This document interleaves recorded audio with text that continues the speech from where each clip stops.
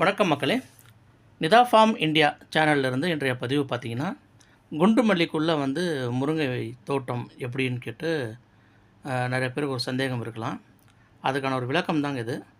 நாங்கள் ஃபஸ்ட்டு பார்த்திங்கன்னா ஒரு 7லேருந்து ஒரு 8 ஏக்கர் அளவுக்கு நாங்கள் முருங்கை சாகுபடி பண்ணியிருந்தோம். அப்போது என்னாச்சுன்னா, முருங்கை நமக்கு ஆரம்பத்தில் இடம் பெருசாக இருக்குன்றதுனால மேனேஜ் பண்ண முடியாமல் சில மரங்கள்லாம் இழப்பு ஏற்பட்டுடுச்சுங்க. அப்போ என்ன ஆகிடுதுன்னா, நாங்கள் என்ன பண்ணோம், சரி இந்த முருங்கை தோட்டம் ஒரு 2 ஏக்கர் அடிச்சுட்டு, மொத்தம் ஒரு 3லேருந்து 4 ஏக்கரை அடிச்சுட்டு, நம்ம பூ பயிருக்கு போயிடலாம். மீதமுள்ள ஒரு 5000லேருந்து ஒரு 6000 முருங்கை செடி நம்ம அப்படியே மெயின்டைன் பண்ணலான்னு சொல்லிட்டு விட்டுதுங்க. இப்போ இந்த அடிச்சுட்டு நாங்கள் மல்லி தோட்டம் வைக்கும்போதுங்க, சில மரம் முளைக்க ஆரம்பிச்சுதுங்க. கிட்டத்தட்ட ஒரு 60லேருந்து 70 மரம் இது முளைக்க ஆரம்பிச்சுதுங்க. இது ஒரு 5000 மரம் இன்னும் வேறு உள்ளே இருக்குது. இந்த மரம் நாங்கள் ஒன்றுமே பண்ணல, வளர வளர நாங்களும் விட்டாச்சுங்க. இந்த மல்லிக்கு நம்ம அடிக்கிற ஸ்ப்ரே உரங்கள் இதை போட்டுட்டு இருந்தோம், இயற்கை உரம் பண்ணிகிட்டு இருந்தோம். இந்த மாதிரி பண்ணும்போதுங்க, இப்போ நீங்கள் பார்க்குறீங்க பார்த்தீங்களா, அதாவது அன்கவுண்டபிள் இதனுடைய ஃப்ரூட்டிங், இப்போ இதில் ப்ரொடக்ஷன் ஆகிருக்குங்க. போன வருடத்தை விட இந்த வருடம் பார்த்திங்கன்னா, முருங்கை அமோக விளைச்சல். கிட்டத்தட்ட ஒரு நாள் விட்டு ஒரு நாள் பார்த்திங்கன்னா, எங்களுக்கு கிட்டத்தட்ட 20 கிலோ 30 கிலோ 20 கிலோ 30 கிலோ அப்படி வந்துக்கிட்டு இருக்குது. ஒரு கிலோ 40 ரூபா 50 ரூபா 60 ரூபா அப்படி போயிட்டுருக்குங்க. இது முருங்கை நல்ல ஒரு சாகுபடி. காரணம் ரொம்ப எளிமை. நம்ம கிட்டத்தட்ட ஒரு 20-30 கிலோ முருங்காயெல்லாம் கிட்டத்தட்ட ஒரு 2 ஹவரில் பறிச்சிடலாம். இரண்டாவது, ஒரு 10லேருந்து 12 காய் இருந்தால் போதும், 1 கிலோ வந்துடும். மூன்றாவது பார்த்திங்கன்னா, நாங்கள் பெருசாக இதை செயற்கை உரம்லாம் பண்ணுறது இல்லைங்க. இயற்கையாக பார்த்திங்கன்னா, ஆட்டு எருவு மாட்டு எருவு கொஞ்சம் கொண்டு கொட்டுறோம். அதுக்கப்புறம் பார்த்திங்கன்னா, ஃபேக்டாம்பாஸ் இல்லை 10-26 உரம் கொஞ்சம் போடலாம். இது செயற்கை நீங்கள் பண்ணுறது இருந்தால், செயற்கை பண்ணும் நண்பர்களுக்கு இது ஒரு செய்தி. இது 10-26 சொல்லிட்டு கலப்பு உரம் கிடைக்கும், ஃபேக்டாம்பாஸ் இருக்கும், அது கொஞ்சம் கொண்டு போடலாம். உரம் டிஏபி இதுவும் கொஞ்சம் போடலாம். இதில் பார்த்திங்கன்னா, கால்சியம் சத்துப்பாடு கொஞ்சம் குறைவாக இருக்கிறதுனால கால்சியம் சத்துக்கு போடணும்.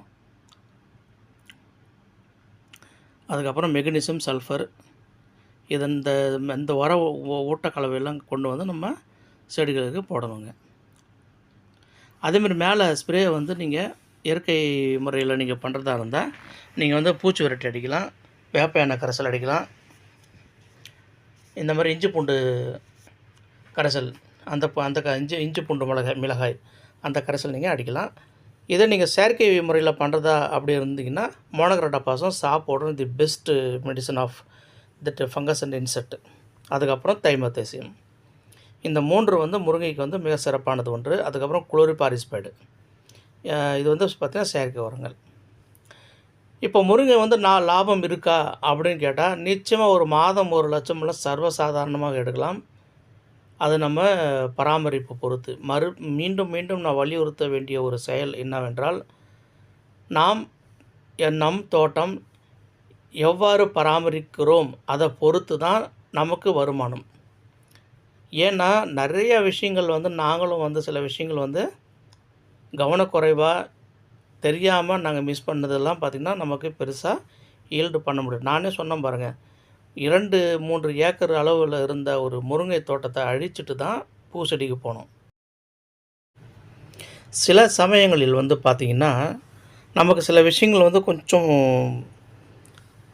சரியான முறையில் அமையாமல் போயிடும் இல்லைங்களா. இப்போல்லாம் முருங்கை பார்த்திங்கன்னா, அதில் ஒரு பட்டப்படிப்பு படித்த மாதிரி இப்போ நான் முருங்கையெல்லாம் சர்வசாதாரணம். இப்போ நான் போன மாதம்லாம் பார்த்திங்கன்னா, வெறும் முருங்கையே பார்த்திங்கன்னா, நாங்கள் பல்லாயிரம் ரூபாயை சம்பாரிச்சிட்டோம். ஏன்னா இந்த இடத்துல அந்த எவ்வளோ அமௌண்ட்டுன்றது நான் பதிவு பண்ண விரும்பலை. நான் சொன்ன பல ஆயிரம் ரூபாய் நாங்கள் முருங்கையில் மட்டும் சம்பாரித்தோம்.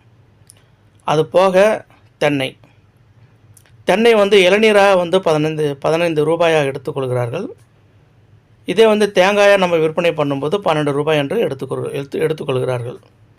இது போக நம்ம இந்த கொப்பரை தேங்காவை நம்ம மாற்றி நம்ம கொண்டு போய் மில்லுக்கு கொடுக்குறோம்.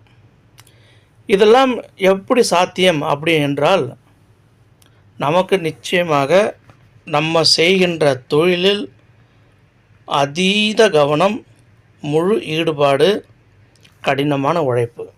இந்த கடினமான உழைப்பு நான் ஏன் இந்த இடத்துல பதிவு பண்ணுறேன் அப்படின்னா, இப்போ நான் வந்து ஃபாரினில் இருக்கேன், ஒரு கம்பெனியில் இருக்கேன், ஒரு இன்ஜினியரிங் பேஸில் இருக்கிறதுனால, ஒரு நிர்வாகத்தில் வந்து பார்த்திங்கன்னா, ஒரு மேலாளர் பதவியில் நான் இருக்கிறேன் அப்படின்ற ஒரு காரணம் கேட்டிங்கன்னா, இது வந்து என்னோடய வேலை எல்லாமே சார்ந்து வந்து பார்த்திங்கன்னா, அறிவு சார்ந்தும், நம்ம எடுக்கிற அந்த அதீத வேலை பளு, பிறகு நம்ம வந்து ஒரு 10 மணி நேரம் 9 மணி நேரம் ஆஃபீஸில் வேலை செய்யும்போது பார்த்திங்கன்னா இருக்கிற ப்ரெஷர், இதெல்லாம் வந்து வேறு மாதிரியான ஒரு வேலை பளு.